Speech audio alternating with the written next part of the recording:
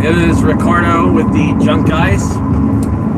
You know, I have a friend who extended his business into 3 trucks, a local guy, here, not near me, but locally in Texas. And he expanded his company into three teams. Now he's got 3 trucks. And he sits at home, and these 6 guys go out like almost every day. They go do jobs. And we're sitting there talking. He calls me all the time. He's like, yeah, Ricardo, I grew, I'm doing this. I'm like, okay. And he told me he made like $750,000 and stuff like that, and I'm like, I understand. So he calls me yesterday, and he starts talking to me about problems in his business, and then I start relating to him what's going on.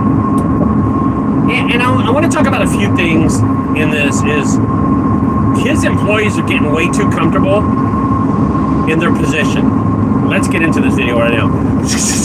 Hey guys, it's Ricardo junkguysdfw here in the Dallas-Fort Worth Metroplex. I own a junk removal service. I also own 2 haunted houses in the Dallas-Fort Worth Metroplex. Now, I want to get into this video about my friend. So my friend calls me yesterday. He's talking to me. He goes, man, Ricardo, I don't get my employees. They're giving me headaches all the time. And I said, well, what's the problem? What's the biggest problem? He goes, well, we have a schedule every day. Every day we have a schedule. And it just feels like whenever we get like same day jobs, they gasp at me. And I said, what are you talking about? He goes, yeah, I'll send them on a same day job. And they're like, oh, are you serious? Oh my God, like single items. And they don't want to do the single items. And I told the guy, I said, listen, how did you build your business? He goes, I built my business on single items.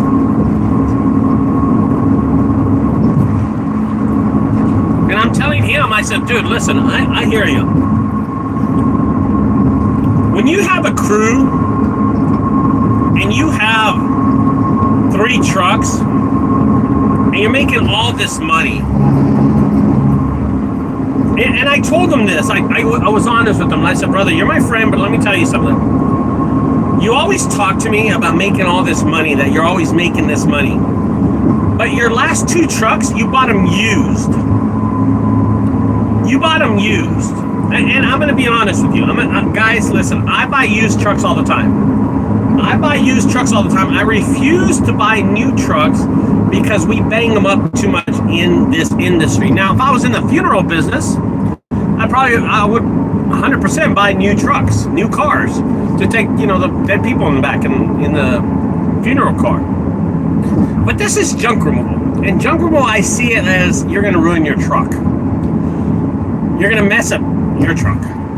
And specifically, I want to tell y'all something, that you will damage your trucks if you buy new vehicles. But this guy, he's always talking about we talk about his personal life and we talk about his business life. And he tells me that he just bought his wife a Mercedes, and then he's paying his mortgage, and now the bills are piling up, right? The bills are piling up.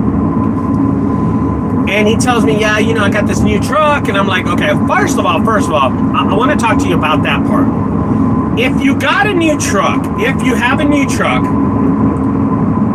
is it yours or are you financing, paying for it? There's a lot of people out there that have these NPR trucks and making payments to them and paying insurance. I'm going to tell you the difference between a paid-off truck and a non-paid-off truck. Okay? A truck that you do not own is a truck that you are paying for. You will never own that vehicle as long as you pay it. I'm sorry, guys. I'm going to tell you why. The day you stop paying that vehicle, they will come and get it from you. That's how you know. Then it is not your vehicle. If it is, okay, so for instance, I have those 6 acres in Azle, Texas, okay? I have 6 acres in Azle, Texas. And I'm still paying on that property. And after I'm done paying for that property, I got property tax to pay. I will never own that property because I have property tax to pay forever. Even after I'm paying the bank, my loan, I will always still pay taxes on that. Now, if I never had to pay taxes, it's my land. It is my land forever and ever and ever. But but I will never officially own the land. And this is crazy because my mom, she owns this big old house, and she paid off her house years ago. And she told me this. She goes, you know, Ricardo, this house is paid off, but every year I pay $6,000 to the tax people. And I said, I understand, Mom. She goes, you think this is my house? And I said, well, isn't it paid off? She said, it's not my house. It's not my house, son. And I said, why, Mom? He goes, because every year I got to pay $6,000 to the tax people. And I said, I understand that. She goes, and the day I don't pay the $6,000, you know what happens? They take the house from me. They will take the house from me. And I was like, well, that makes sense. In Europe, they don't have things like that. They don't have taxes on houses like that. In China, they don't do the taxes like that. In a lot of rural counties here in Texas, they don't do stuff like that if it's way out there. They don't have taxes because they're not in cities, municipalities. They're unrestricted lands with no municipal land. No. If your house burns down, you got nobody to call for. And that's something that I want to tell you about. Is that you will always think you own your house. The day you stop paying for it, dude, this day you stop paying those taxes, they will take your house from you. In Europe, if you pay your house off and you don't, that's it. It's yours. It's yours forever. There is no restrictions. There is no taxes. It will stay in your family's name forever, for 150 years. In China, it's the same thing. If you buy land in China, there is no state tax or city tax that you have to pay. Once you paid off that house, it's done. It's yours forever.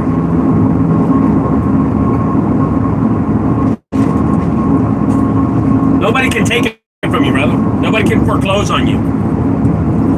Here, the city can foreclose on you. The state can foreclose on you if you stop paying those taxes. That's when you know it's not your house.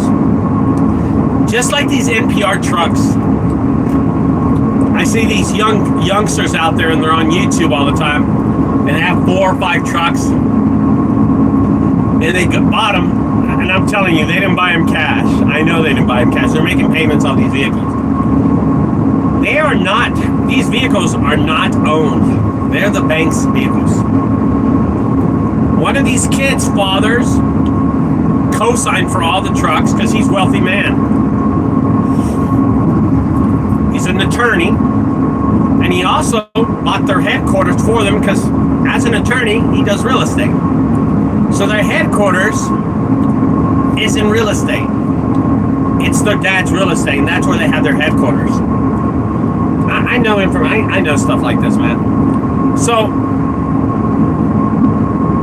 you know, me saying that to y'all is telling you guys that my friend who has his 3 trucks, the only one he owns is the first one, NPR, that he owns. He's had it for like 7-8 years. He bought it used, and then he went and bought another one used and bought another one used. But he's always telling me about how much money he makes and how much more money he makes than me, because he does. But it doesn't matter if you make 7 figures. The 7-figure talk. Guys, if I wanted to, I could make 7 figures next month. I'm going to spend $350,000 this month to make 7 figures for next month. How much profit am I going to make? Probably nothing. I'll probably be in the red. I won't make any money. Just the fact is, because my expenses is so much to make that much. And that's what happens to my friend. He's telling me about his employees, his trucks that are all used, and he's still making payments on a truck. One of his trucks cost him $75,000, and it's 4 years old. He said, going to end up, and I said, well, how much do you pay? He said, $1,200. I did a math on it. I say, okay, this truck's going to pay you, you're going to pay the bank over $120,000 on a vehicle with the interest and stuff. He got high interest, really ridiculous interest. And I'm like, dude, the truck's not even worth $120. Regardless, I want to tell y'all something. He says that his employees are gasping at the fact that when they get a job and same-day service, they all are like, oh man, do we gotta go do it? Oh, we are almost done with our schedule. When they end up getting a big job, these employees, he commits all the trucks to one location. He gets all the trucks to go to one location. So let's say they get a big job in San Antonio, like in Fredericksburg of San Antonio, I guess. All the 6 employees will go to one location. That they will drag their ass all day through this job just to get hours. And it is true to a state of a fact. I understand how they're doing it. That's why you cannot rely on employees. That's why employees on their own are dangerous. And then here's the thing about it. We did a hoarder house about 3-4 weeks ago, me and like 6 other companies. And we did it in 2.5 hours. But we constantly work. We did not stop. If you get 6 employees to do that, that will take you 2 days to do. I 100% believe that if I was not there, it would take us forever to complete that house. We took about 2 breaks, but that was it. We just kept on working. Guys, you have to understand that sometimes employees will be the killer of your expenses. They're the ones that will damage your jobs. They're the ones that will damage your business ultimately. Long term, they are not good for your business. Long term, they will hurt you. You got to control these employees. If you just hire people and give them a truck and let them go, they're going to hurt you, man. You have to have eyes on the operation. You have to be within the operation to understand how it works. Every one of my vehicles that I buy are paid cash. I own them. Every van, every trailer, all my trucks on my property are paid cash. Every costume, every special effect, everything that I have in my junkyard haunted house is paid cash. Because I'm waiting till October 3rd to come around so I can start making my money every single day. Every single day. I will make profit throughout the haunted house every single day. If I financed everything and asked for a bank to open it, dude, I'm never going to make any money. Never. And that's the honest truth. I want to tell you the honest truth in that.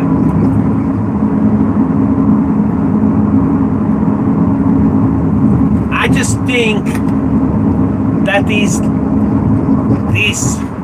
dreams of candor and illusions are way beyond what we can think when we see people on YouTube and we see people doing jobs. It's unbelievable.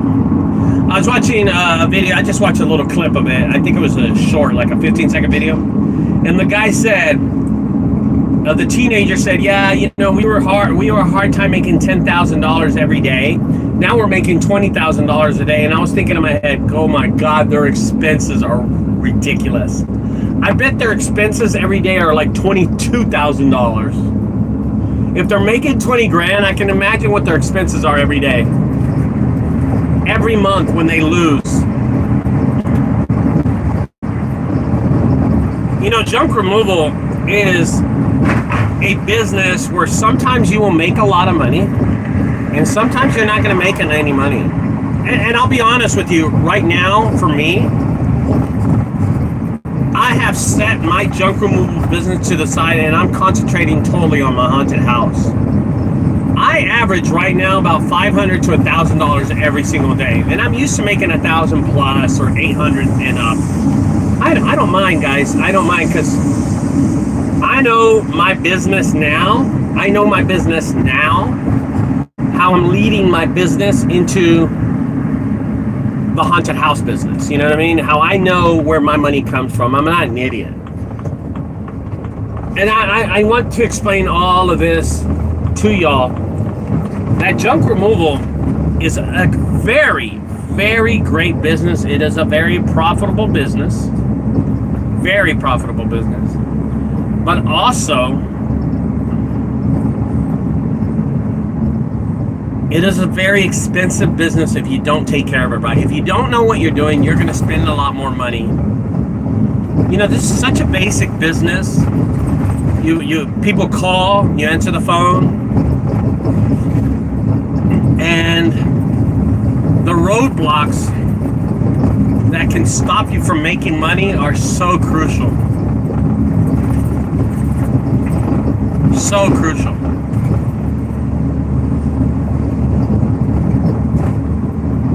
And those are one of the things that helps my business. I don't have those roadblocks. Those roadblocks are non-existent to me.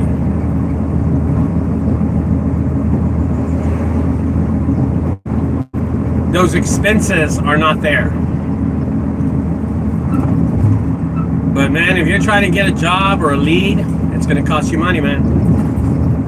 Morning, Alex. I can barely read your name, bro. My eyesight's getting shitty, dude. I hit 50, bro, and now I'm in puse viejo, way. Anyway. All right, guys. I will talk to y'all later.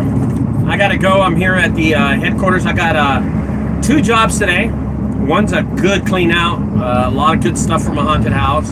Can't wait to go get it. And then the next one is small. I think it's just a fridge. I'm pretty sure it's a fridge or a treadmill. Something really small.